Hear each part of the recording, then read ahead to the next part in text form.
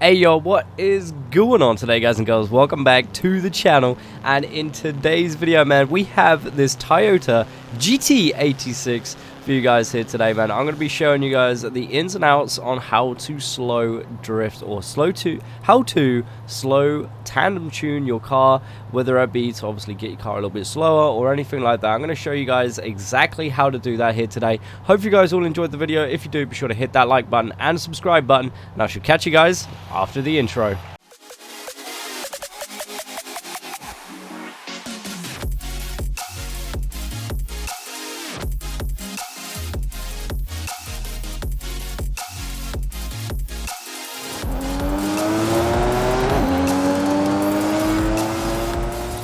Alright guys, so here we are in the parts menu with our 2013 Toyota GT86 here. This thing, obviously I have not done a build on the GT86 yet, so this is going to be pretty fun for myself as well. But jumping straight into conversions here, obviously we don't have we don't have to have so much horsepower. You know, you're doing a slow build, you don't really need to have loads and loads of bucket full of horsepower. However, there are some obviously key elements that you should really try your best. I know this game, for some reason, some parts are quite hard to actually do, and get the correct horsepower of how much you want and stuff like that. But some of the key elements are definitely in engine. You got the camshaft. Now, the camshaft in this game, I have noticed that I sometimes have to put in like a sport cam or a street cam in order for me to obviously have a cam in your car. But if you take a listen here with the cams, it pushes your rev limit up to the maximum. Obviously, with it being maxed out so much, that means your rear wheels are going to be spinning up a hell of a lot more. So with that said, here's the stock cams and valves, so you guys can obviously take a listen, and then we'll have a listen to the race cams and valves. So let's have a quick listen to this.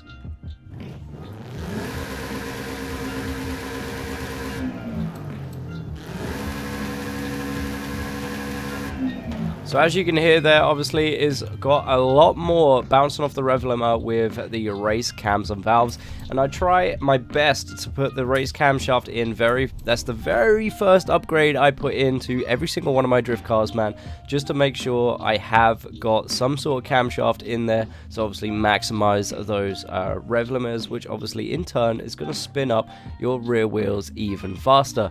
Now, another thing to take note of on your slow tandem car is obviously, you know, weight as well. Weight is obviously another thing that you want to have bear in mind when you are building a slow car. For argument's sake, this car has a 1,240 kg of weight stock. So for me, I probably won't go any lower than that, because obviously from there, you're then jumping down into, like I say, race weight reduction here, 1,048 kg of weight. Now that is a huge drop, and also is not really that heavy for a drift car. So obviously, if you have got some friends that do run wheels and stuff like that, I would probably suggest making your car a little bit more faster for obviously you keeping up with those guys. However, if you do have a group of people that you run with, and you have obviously love to go slow and everything like that, and really get nice, precise, clean tandems, then obviously this is the way to go, man. With your rate reduction, I usually leave it completely bone stock, no matter how much I'm running, whether it be 1,400 kg away, or in some cases, extreme cases I should say, 1,600 kg away. But yeah, no, I usually see what the car is feeling like. If I have got 1,600 kg, I usually try it, build it out first, then try it and see if it is a little bit too sluggish. If it is, then I will then put in like a sport or a street weight reduction, just to sort of lower it down a little bit. But yeah, no.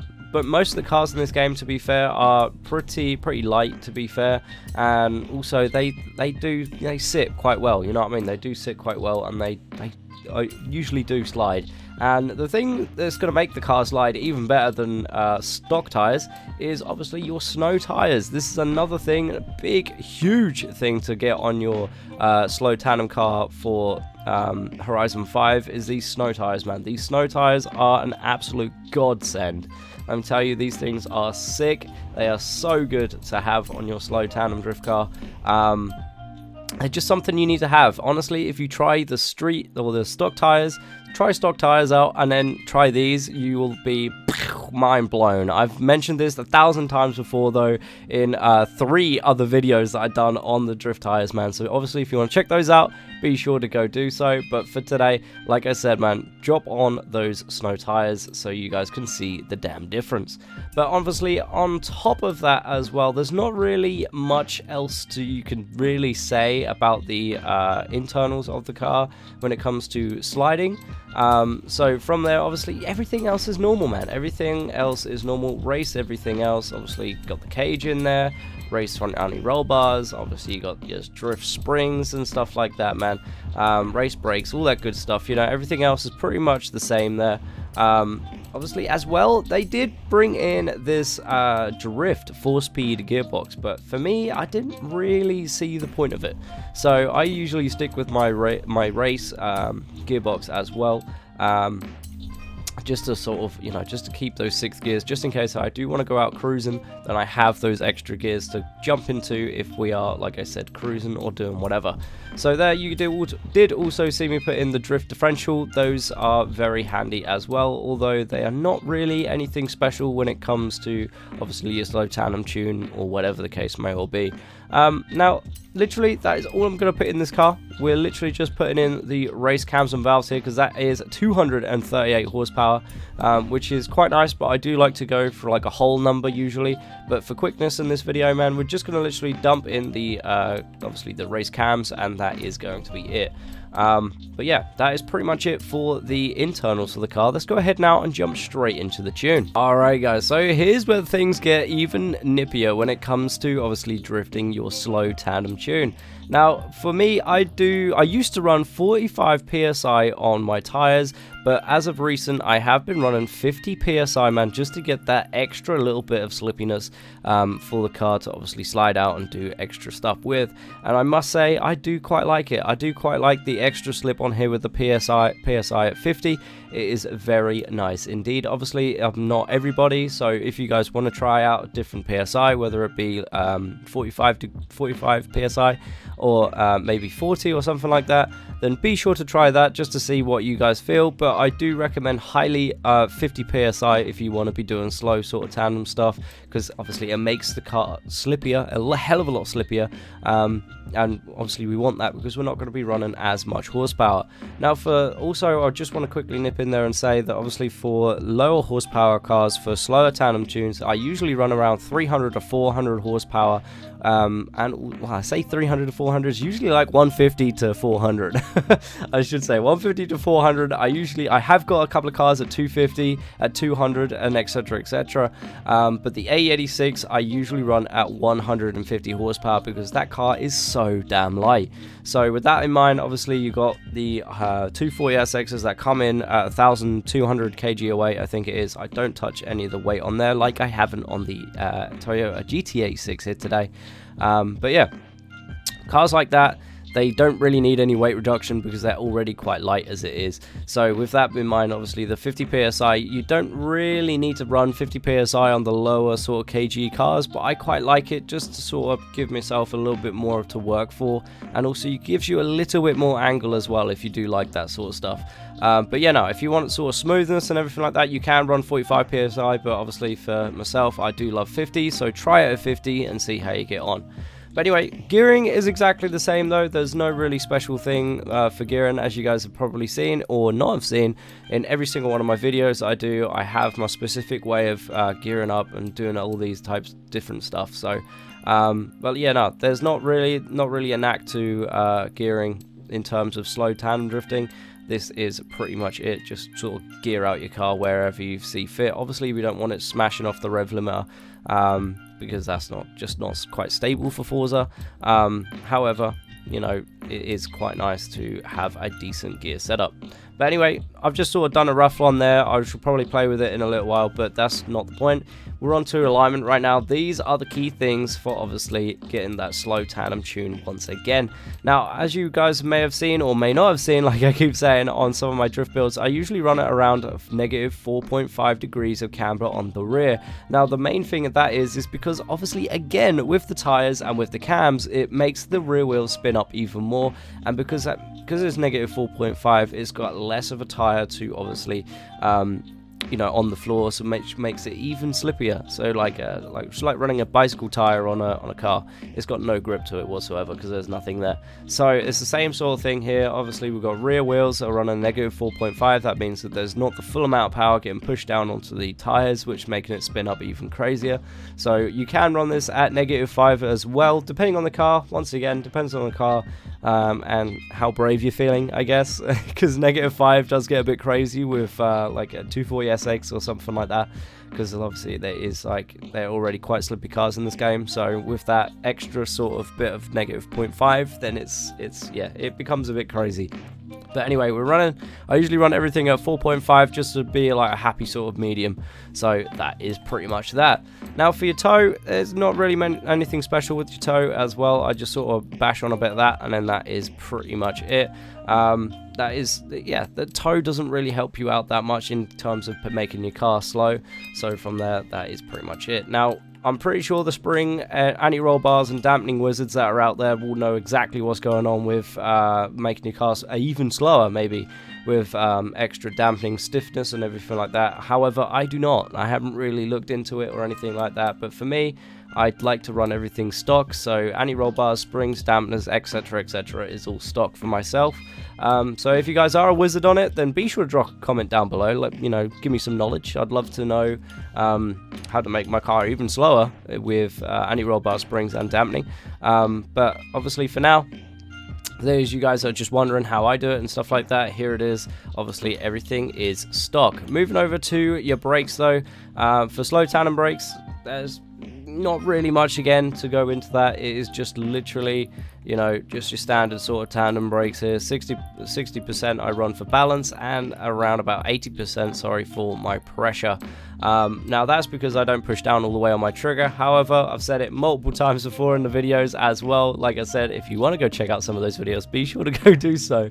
But yeah, the pressure for me, I don't push all the way down on my trigger finger. However, if you do have a heavy trigger finger, then be sure to drop it down even further, especially that pressure. The pressure, dropping it down to like 35 or 25, depending on how much you want to push down on your brake, will probably help you guys out in the braking department of drifting. But anyway, moving over to differential, another massive part of slow tandem drifting. Obviously, you want to have acceleration, deceleration all the way up to 100% as I play setup. You want to have it 100% because obviously, once again, it's making those rear wheels spin up like crazy, and obviously pushing as much power to those rear wheels as possible. Obviously, once again, spinning up like as fast as they can, and obviously not making the car move very far at all. So that is pretty much it. That is pretty much it in terms of the acceleration, deceleration of the rear wheels, the weight, the performance parts and stuff like that for you guys to put in your cars to make it obviously a slow tandem build. But moving on now, let's go ahead and jump straight into a section right here to see how this Toyota GT86 is actually going to handle with only a camshaft as well. So let's go ahead and take a look at that. Alright guys, so I've just done a little bit of tinkering here with the GT86, and it's not on any of the parts that I've shown you guys. However, it is on tuning. I'd say gearing, I should say. Gearing, not tuning. It's not anything that I've obviously changed that's shown you guys or whatever, like I just said, but obviously this is the gearing side of things, just to make the car even smoother, and obviously such and such so forth. But obviously here with the GT86 here, everything else is stock. We got running, like, I think 230 odd horsepower, right? I'm pretty sure. Let's have a look. 238 horsepower. 238 horsepower here in this thing, obviously with only the race cams and valves. And I'm going to show you guys just how this GT86, literally no upgrades, man. Not 1,000 horsepower, none of the crazy stuff that people think that they need just to drift in this game. It doesn't need all that stuff, man, but just simply a camshaft. So anyway, I'm going to go ahead and show you guys exactly what this thing does, and that will be that. So anyway, thank you guys all very much for watching. Be sure to hit that like button and the subscribe button, man, and I shall catch you guys right after this run.